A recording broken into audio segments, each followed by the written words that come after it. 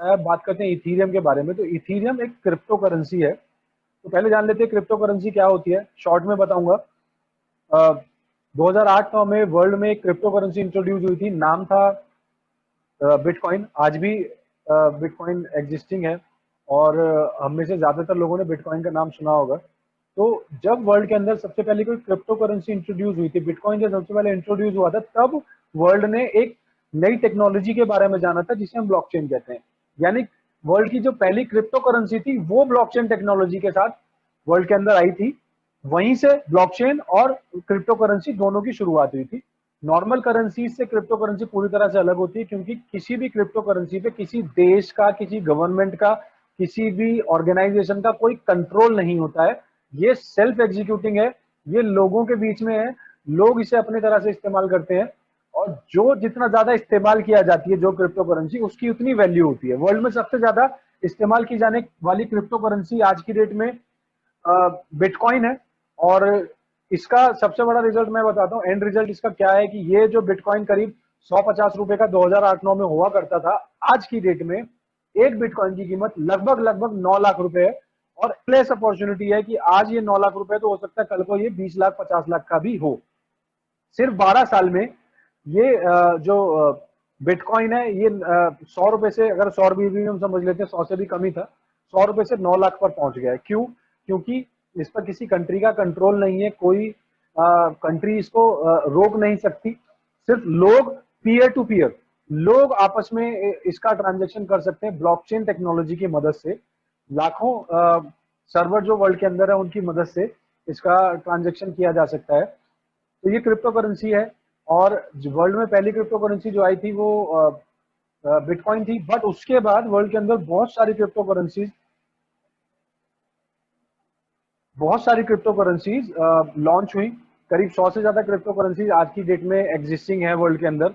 और इथीरियम उनमें से एक है। और इथीरियम वर्ल्ड की, अगर कैपिटलाइजेशन की हम बात करें कि जो मतलब मार्केट शेयर की अगर हम बात करें, तो इथीरियम को वर्ल्ड की सेकंड सबसे बड़ी करेंसी माना जाता है। ब्लॉकचेन के बाद अगर सबसे बड़ी कोई क्रिप्टो करेंसी है तो वो इथीरियम है। इथीरियम क्रिप्टो करेंसी खास क्यों हो जाती है? खास इसलिए हो जाती है क्योंकि ये सेकंड जनरेशन क्रिप्टो करेंसी बोली जाती है। इसके अंदर कुछ ऐसे फीचर्स हैं जो बिटकॉइन के अंदर भी नहीं है। बिटकॉइन बना था, ठीक है, अच्छी बात है, बट इथीरियम जो जो आया है वो नेक्स्ट लेवल चीज है। और इथीरियम के अंदर उतना पोटेंशियल है कि ये शायद किसी दिन बिटकॉइन को भी सुपरसीड कर सकती है। बहुत बड़ी बात है किसी दिन अगर बिटकॉइन से भी ज्यादा इसका प्राइस आपको देखने को मिलेगा, क्योंकि इसमें फीचर्स ही कुछ ऐसे हैं। वो फीचर्स क्या है उसके बारे में भी हम बात करेंगे। बेसिकली वो फीचर जो है, उनमें से एक फीचर हो जाता है इसकी खुद की जो ब्लॉकचेन है, उसको आप अपना कोई भी प्रोजेक्ट इंस्टॉल करने के लिए यूज कर सकते हैं, जैसा कि फोर्साज ने भी किया है। आगे हम इसके बारे में बात करेंगे। और इसके अलावा दूसरा इसके अंदर एक फीचर है स्मार्ट कॉन्ट्रैक्ट का, कि इसमें सेल्फ एग्जीक्यूटिंग स्मार्ट कॉन्ट्रैक्ट होता है। यानी अगर आपका कोई प्रोजेक्ट इथीरियम की ब्लॉकचेन में है तो उसके अंदर एक सेल्फ एग्जीक्यूटिंग स्मार्ट कॉन्ट्रैक्ट का फीचर भी हो सकता है। सेल्फ एग्जीक्यूटिंग स्मार्ट कॉन्ट्रैक्ट क्या है? पहले मैं स्मार्ट कॉन्ट्रैक्ट क्या है बता देता हूं आपको। कि स्मार्ट कॉन्ट्रैक्ट नॉर्मल कॉन्ट्रैक्ट्स की तरह एक कंप्यूटर बेस्ड कॉन्ट्रैक्ट होता है, प्रोग्राम बेस्ड कॉन्ट्रैक्ट है। इसको हमें फॉलो करने की बाउंडेशन नहीं होती है, बल्कि ये बाय डिफॉल्ट फॉलो होता है। Just a minute. जी। तो ये बाय डिफॉल्ट फॉलो होता है। इसमें जो भी स्मार्ट कॉन्ट्रैक्ट के अंदर जो भी एक बार टर्म्स एंड कंडीशन लिख दी जाती है, उनको एग्जीक्यूट कर दिया जाता है, उसको कभी बदला नहीं जा सकता और उसको चेंज नहीं किया जा सकता, उसको रोका नहीं जा सकता। यानी कि ब्लॉकचेन, स्मार्ट कॉन्ट्रैक्ट, ये दोनों की दोनों चीजें इथीरियम के अंदर एक साथ काम करती हैं। यानी ब्लॉकचेन के अंदर ही स्मार्ट कॉन्ट्रैक्ट है और वो उसी तरह से काम करेगा जैसा उसे डिजाइन किया गया है। अब इथीरियम ही क्यों, इथीरियम का क्या भविष्य है और इसके अलावा फोर्सेज को हम क्यों चुने जो एक इथीरियम पर बेस्ड स्मार्ट कॉन्ट्रैक्ट है, इन सब बातों के बारे में हम जानेंगे, जिसके लिए हमारे साथ सचित जी अवेलेबल हैं। और सचित जी, मैं रिक्वेस्ट करूंगा कि प्लीज़ आप लोगों को इसके बारे में ज़्यादा से ज़्यादा जानकारी दें। Thank you so much. अभी जो सबसे पहला सवाल आप में से जितने भी पार्टिसिपेंट्स हैं इंक्लूडिंग मी, वो ये सबके दिमाग में कहीं ना कहीं आता होगा कि ये सारा जितने भी स्मार्ट कॉन्ट्रैक्ट्स हैं या जितनी भी ये क्राउड फंडिंग है, ये इथेरियम पे क्यों है, ये बिटकॉइन पे क्यों नहीं है, या किसी और प्लेटफॉर्म पे क्यों नहीं है, या किसी और क्रिप्टो करेंसी पे क्यों नहीं है। क्योंकि बिटकॉइन एक ऐसा क्रिप्टो करेंसी है जो सब जानते हैं, जो सबको नॉलेज है, सबको पता है। किसी से पूछोगे जो ज्यादातर अर्बन एरियाज में या थोड़ा टीयर 2 सिटीज में रह रहे हैं, तो उन्हें पता है। लेकिन ये इथीरियम पे क्यों बेस्ड है, ये सारे स्मार्ट कॉन्ट्रैक्ट्स जितने भी हैं ये डिसेंट्रलाइज इथीरियम पे बेस्ड क्यों है? उसका एक बहुत सीधा सा जवाब ये है कि बिटकॉइन एक बहुत पुराना क्रिप्टो करेंसी है, बहुत पहले डेवलप हो गया था। उसके अंदर ये स्मार्ट कॉन्ट्रैक्ट्स डेवलप करने की कैपेबिलिटी, कैपेसिटी या उसके अंदर ये फीचर नहीं है। ये फीचर इथेरियम के अंदर है, और यही कारण है कि आज की डेट में इथेरियम टेक्नोलॉजी के ऊपर बहुत सारी एडवांसमेंट्स हो रही हैं। आप में से बहुत सारे लोगों ने इथेरियम 2.0 या 2.0 के बारे में सुना होगा, अपने अपने लेवल पे कुछ ना कुछ रिसर्च भी करी होगी, कुछ पढ़ा भी होगा, कुछ समझा भी होगा। तो इसको बहुत आसान से शब्दों में समझा देते हैं कि इथेरियम 2.0 का सबसे पहला बेनिफिट ये होगा कि जो आज के जो इथेरियम का नेटवर्क है उस पे अगर 1000 ट्रांजैक्शन पर सेकंड होती हैं, तो जब ये इथेरियम 2.0 पूरा डिप्लॉय हो जाएगा, पूरा ये इंटीग्रेट हो जाएगा, तो इसकी कैपेसिटी 10,000 ट्रांजैक्शन सेकंड तक पहुंच जाएगी। यानी आज जो एक आप कंजेशन फील करते हैं नेटवर्क में, या गैस प्राइस का आपको इशू आता है, जिसके बारे में मैं एक बहुत छोटा सा डिस्कशन करूंगा आप लोगों के साथ कि ये क्यों हाई हो रही है या क्यों इतनी फ्लक्चुएट हो रही है। तो उसका सबसे बड़ा कारण ये है कि इथेरियम एक अकेली क्रिप्टो करेंसी है आज की डेट में जिसमें इतनी सारी टेक्नोलॉजिकल एडवांसमेंट्स हो रही हैं। और जब किसी भी प्लेटफॉर्म पे इतनी सारी एडवांसमेंट होती है, उसमें रिसर्च होती है, उस पर टाइम लगता है, पैसा लगता है, तो कहीं ना कहीं हम सबको एक कॉन्फिडेंस आता है कि हाँ, ये पर्टिकुलर कमोडिटी या क्रिप्टो करेंसी जो है इसका फ्यूचर ब्राइट है। ठीक है। अब दूसरा जो सबसे बड़ा कारण है कि इथेरियम 2.0 में जा क्यों रहे हैं, प्रेजेंट नेटवर्क में क्या दिक्कत है? कोई दिक्कत नहीं है। लेकिन जैसे जैसे दुनिया में क्रिप्टो करेंसी, ब्लॉकचेन टेक्नोलॉजी की अवेयरनेस बढ़ रही है, बहुत सारे एक्सचेंजेस खुल रहे हैं, बहुत सारा आदान प्रदान हो रहा है क्रिप्टो करेंसी का, तो एक जरूरत महसूस हुई इनकी टीम को कि इसकी इसकी इसकी कैपेबिलिटी को बढ़ाया जाए, इंक्रीज करा जाए। तो ये जो इंक्रीज होगा ये 3 फेज में होगा। ये अगर कोई आपने किसी ने पढ़ा हो या समझा हो, तो ये आज ही इथेरियम 2.0 डिप्लॉय नहीं हो जाएगा या इम्प्लीमेंट नहीं हो जाएगा। ये 3 फेज में कैसे होगा? फेज 0 जो 2020 में होगा, फेज 1 जो 2021 में होगा, और फेज 2 जो 2022 में होगा। यानी 3 फेज में इथेरियम 2.0 को डिप्लॉय किया जाएगा।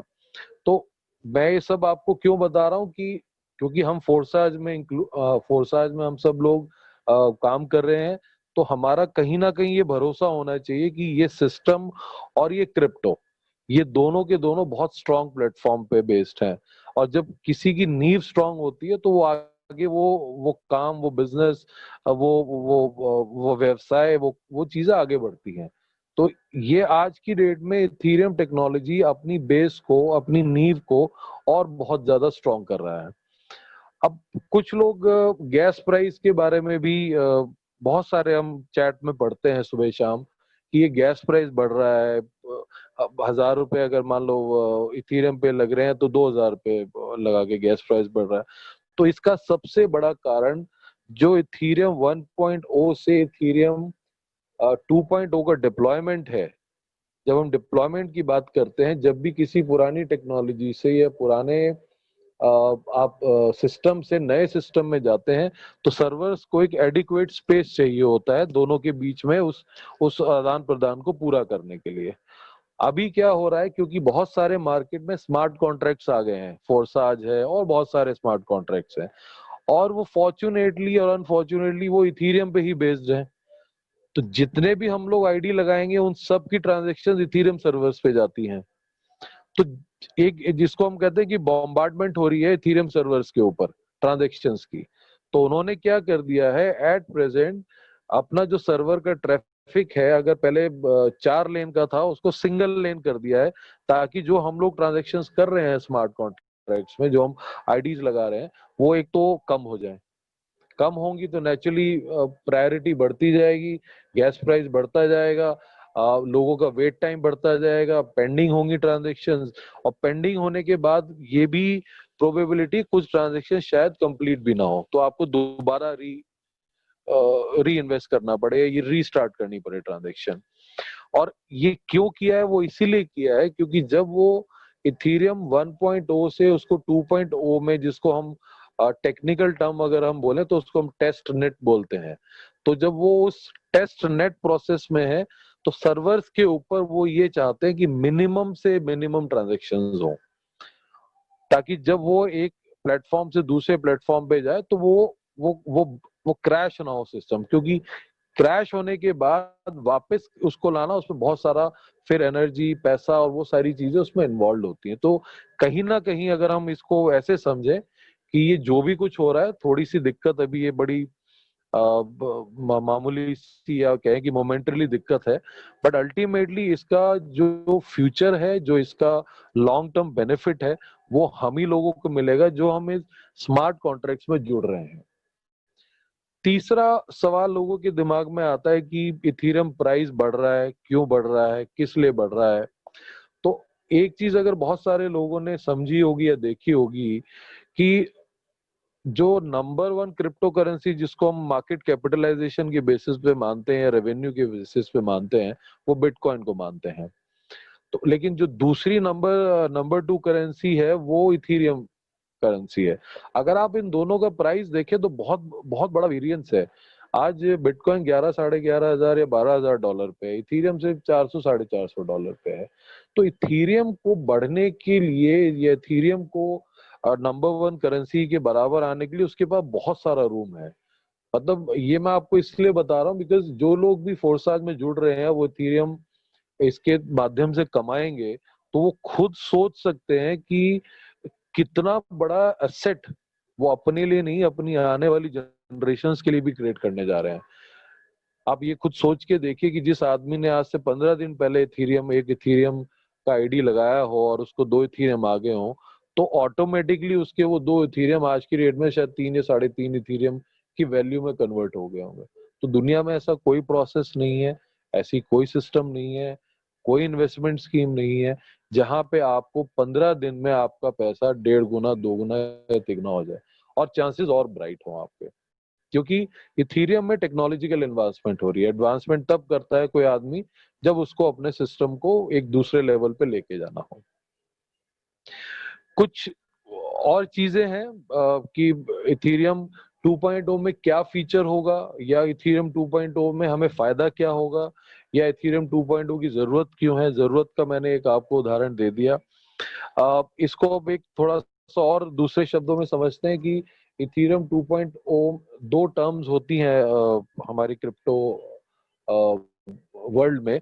एक प्रूफ ऑफ वर्क होता है, जैसे सिसोदिया जी ने भी काफी आसान शब्दों में समझाया, और एक प्रूफ ऑफ स्टेक होता है। तो अभी जितनी भी ब्लॉकचेन टेक्नोलॉजीज हैं, इंक्लूडिंग क्रिप्टो, इंक्लूडिंग बिटकॉइन और इथीरियम, वो प्रूफ ऑफ वर्क के ऊपर काम करती हैं। इसको आसान शब्दों में समझाएं तो माइनर्स का नाम आप सब लोगों ने सुना होगा कि माइनर्स कुछ कंप्यूटर नेटवर्क्स के एक नेटवर्क क्रिएट करते हैं, उसमें कोई ट्रांजैक्शन होती है, उसको वेरीफाई करते हैं और उसके उनको रिवॉर्ड्स मिलते हैं और वो क्रिप्टो करेंसी जनरेट होती है। लेकिन क्या हमारे को किसी को पता है कि हम इतनी आसानी से एक इथीरियम जो खरीद लेते हैं या एक बिटकॉइन खरीद लेते हैं, उसको जनरेट करने के लिए कितना बड़ा इंफ्रास्ट्रक्चर चाहिए? कम से कम एक माइनर की जो आज की इन्वेस्टमेंट है वो 8 से 10 लाख रुपए है, जिसमें उनको बड़े बड़े ग्राफिक कार्ड्स, बड़े बड़े computer IT infrastructure, servers, air conditioners, बहुत सारी चीजें लगानी पड़ती हैं। तो इथीरियम 2.0 इस ट्रेडिशनल टेक्नोलॉजी से उठ के एक एडवांस टेक्नोलॉजी में जा रहा है, जहां पे माइनर्स की जो इंटरफेरेंस है या माइनर्स की जो कॉस्टिंग है एक इथीरियम को जनरेट करने की, वो कम हो जाएगी। तो जब कम हो जाएगी तो उनको बेनिफिट ज्यादा आएगा, उनको मुनाफा ज्यादा आएगा। तो मुनाफा ज्यादा आएगा तो लोग ज्यादा से ज्यादा उस कमोडिटी में और उस क्रिप्टो में इन्वेस्ट करेंगे और उसका प्राइस बढ़ेगा। इसलिए आप चारों ओर सुनते होंगे कि इथीरियम $1100 हो जाएगा, $1200 हो जाएगा। तो ये कोई फर्जी हाइप नहीं है। ये ऐसा नहीं है कि कोई आपको मतलब जस्ट ऐसी बोल रहा है कि इथीरियम $1100 हो जाए, $1100 हो जाएगा। इथीरियम बिल्कुल हो सकता है। जब आज से 15 दिन पहले या 20 दिन पहले या 1 महीना पहले 200 सवा $200 से आज इथीरियम 400 $450 पे है, तो $1100 2020 के एंड तक जो प्रिडिक्शन है, मुझे नहीं लगता वो कोई बहुत बड़ी प्रिडिक्शन है। तो अगर आप इस पूरे पूरे सिस्टम को समझें कि इथीरियम कितना स्ट्रांग है और जिस क्रिप्टो के ऊपर फोर्साज बेस्ड है, तो आप ये खुद समझ सकते हैं कि आप एक कितनी बड़ी रेवोल्यूशन के साथ जुड़ने वाले हैं। ये कोई एक इट इज नॉट, मुझे कहना चाहिए कि कोई आईडी लगाने का जरिया नहीं है। ये आपकी और हमारी, ये जितने भी लोग इसमें मेहनत करेंगे, काम करेंगे, ये हमारी जो जनरेशंस हैं उसको तक ये इम्प्रूव कर सकता है, उसको भी संवार सकता है। और उसका प्रूफ है ये जो टेक्नोलॉजिकल एडवांसमेंट्स हैं, इन टेक्नोलॉजिकल एडवांसमेंट्स के बेसिस पे ये बढ़ेगा।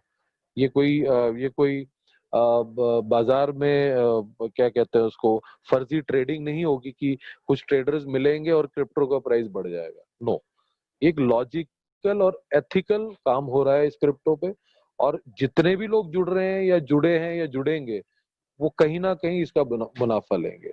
एक सबसे बड़ी चीज जो मैं आप सब लोगों से और शेयर करना चाहूंगा, जैसे कि मैंने आपको बताया कि इथीरियम प्रूफ ऑफ वर्क से एक नया शब्द इंट्रोड्यूस होने वाला है क्रिप्टो करेंसी में, जो आप लोग कहीं ना कहीं आगे चल के सुनेंगे। वो प्रूफ ऑफ स्टेक में आ जाएगा, जिसको हम पीओएस बोलते हैं। अब हमारे में से बहुत सारे लोग ये पूछेंगे कि ये वहां से क्यों जा रहा है। उसका पहला जवाब मैंने आपको दे दिया कि कॉस्टिंग बहुत कम हो जाएगी किसी भी पर्टिकुलर क्रिप्टो करेंसी को जनरेट करने के लिए। दूसरा, प्रूफ ऑफ स्टेक में ऐसा मैंने मतलब बहुत सारी यूट्यूब वीडियोस में और बहुत सारे उसमें रिसर्च करके पढ़ा है कि उसमें कुछ वैलिडेटर्स बना दिए जाएंगे। अब आप ये बात बहुत ध्यान से सुनना सारे लोग।